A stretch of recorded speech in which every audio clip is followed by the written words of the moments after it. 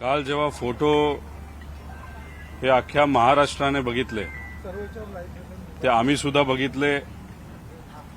बघत असताना डोळ्यात पाणी आणि मस्तकात आग हे प्रत्येक व्यक्तीच्या डोक्यात आग गेल्याशिवाय राहणार नाही। अख्खा महाराष्ट्र स्तब्ध झाला। त्यातले फोटो जर आपण बघितले तर कपडे काढतानाचे फोटो आपण बघितलेले आहेत। छातीवर पाय ठेवून सेल्फी काढताना ते सुद्धा हसत हसत फोटो बघितलेले आहेत। त्याच्याच बरोबर माफ करा हा शब्द योग्य नाही, पण ज्या पद्धतीने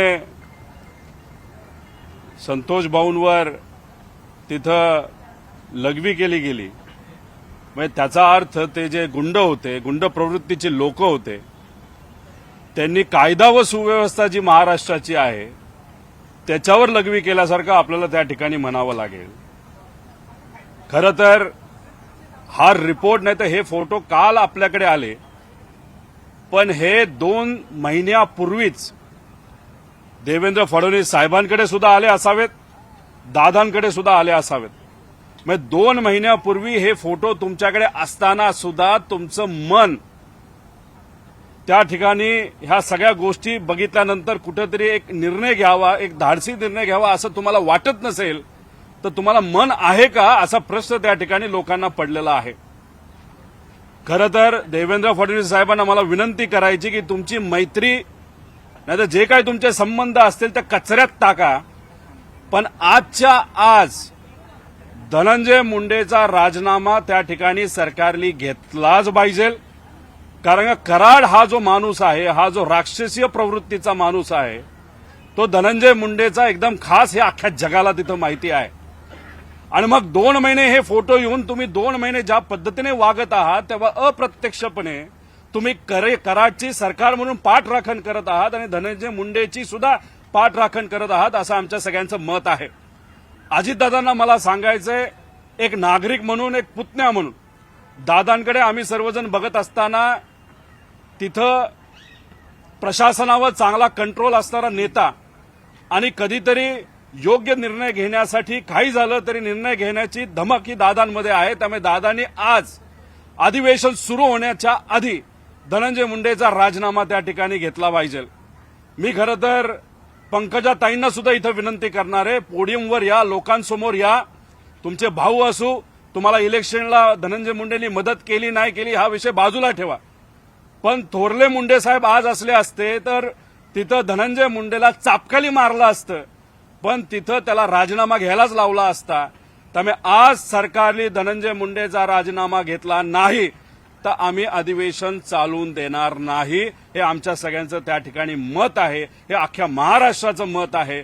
त्यामुळे ही राक्षसी प्रवृत्ती या महाराष्ट्रामध्ये ज्या पद्धतीने वाढत आहे त्याला खऱ्या अर्थाने काढून टाकायची असेल तर आज निर्णय सरकारच्या माध्यमातून घेतला गेला पाहिजे, आणि तो घेतला गेला नाही तर महाराष्ट्रातला प्रत्येक व्यक्ती या सरकारला माफ करणार नाही।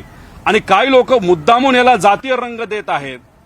इथं देशमुख परिवाराला जो झळ पोहोचली तो कुठल्याही समाजाचा असला असता तरी अख्खा महाराष्ट्र त्या व्यक्तीच्या पाठीमागे उभा राहिला असता।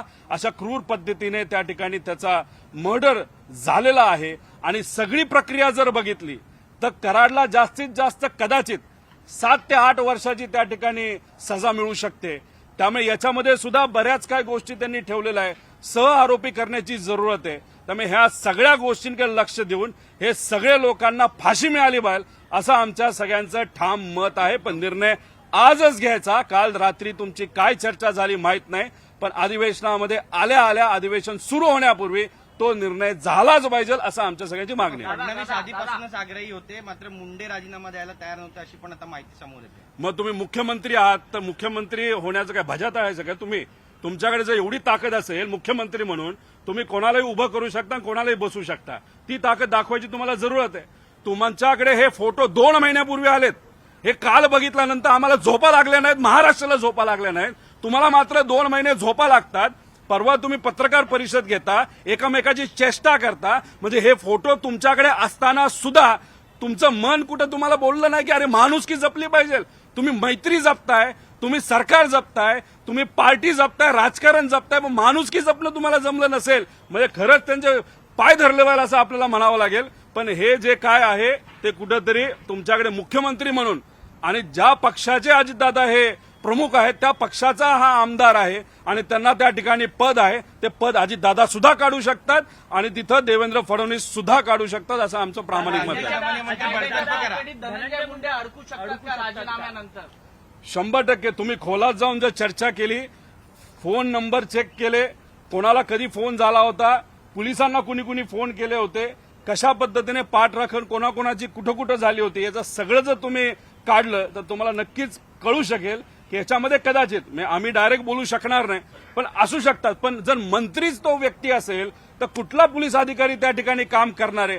म्हणजे तिथं देशमुख परिवारातला जो आपला धनंजय देशमुख आहे ते बोलताना काय बोलले की जर पोलीस नसते तर माझा भाऊ जगला असता. म्हणजे त्याचा अर्थ पोलीस प्रशासनामुळेच माझा भाऊ मारला गेला असं कुठेतरी त्यांचं त्या ठिकाणी मत आहे. म्हणजे हे जर पोलीस प्रशासनाच्या बाबतीत हे लोक बोलायला लागले म्हणजे खरंच हे फार दुर्दैवी आणि धोक्याची घंटा ही आज त्या ठिकाणी आहे असं आमच्या सगळ्यांचं मत आहे. पहिल्या दिवसापासून असं म्हटलं जात आहे हत्या प्रकरण एकच असं सीआयडीने नोंदवलेलं आहे. त्यामुळे ही खंडणी जी आहे ती निवडणुकीकरता मागितली गेलेली होती असा आव्हाडांचा आरोप आहे. त्यामुळे ही निवडणूक जी आहे ती धनंजय मुंडेंची होती. त्यामुळे धनंजय मुंडे या सगळ्या हत्यामध्ये सहआरोपी होतील का? त्या ज्या कंपनीकडनं त्यांनी खंडणी मागितली ती माझ्या अंदाजाने काही दिवसांपूर्वी मागितली गेली होती. खंडणीचा गुन्हा दाखल झाला पण त्या कराडवर कुठेही ऍक्शन झाली नाही. कराडवर ऍक्शन झाली असती तर आज संतोष देशमुख जिवंत असले असते. पण त्यावेळेस मंत्र्याचा मित्र का भाऊ का काही बोला पण सगळे व्यवहार हा त्या ठिकाणी तिथं कराडच बघायचा हे मी आधी सुद्धा बोललो होतो. जेव्हा गीतेवर त्या ठिकाणी कारवाई झाली होती तेव्हा सुद्धा सांगितलं होतं मास्टर माइंड हा कराड आहे. मुंडेंचा जो त्या मर्डर झाला होता त्या भागामध्ये तेव्हा सुद्धा मास्टर माइंड हाच होता आणि आता सुद्धा मास्टर माइंड हाच आहे. त्यामुळे त्यावेळेस पोलिसांनी कारवाई केली असती तर आज संतोष देशमुख जिवंत असले असते. पण पोलीस शांत बसले, पोलीस सुद्धा याच्यामध्ये इन्व्हॉल्ड आहेत आणि आज जर मंत्रीच तिथं असेल तर पोलीस नाही तर तिथं जी काय इन्व्हेस्टिगेशन एजन्सी आहेत तर या व्यक्तीकडे म्हणजे या मोठ्या राजकीय व्यक्तीकडे दुर्लक्ष करू शकतील. त्यामुळे यांना पाय उतार व्हायला लागेल आणि पारदर्शक पद्धतीने तिथं पोलीस असू सीआयडी असू नाही तर ज्युडिशियल एन्क्वायरी जी सुरू आहे यांनी पारदर्शक पद्धतीने एन्क्वायरी करण्याची जरूरत आहे. रोहितदादा, आज संपूर्ण बीडमध्ये संप पुकारण्यात आलेला आहे, कडकडीत बंद ठेवण्यात आलेला आहे आणि त्यासोबतच जर फाशी झाली नाही तर हत्येचा बदला तशाच पद्धतीने घेतला जाईल अशी सुद्धा चेतावणी दिली जाते. हे बघा, लोक चिडलेली आहेत आणि ती बीडपर्यंत राहील असं आम्हाला वाटत नाही. अख्ख्या महाराष्ट्रात जाईल आणि सगळ्या समाजामध्ये जाणार आहे कारण कोणालाच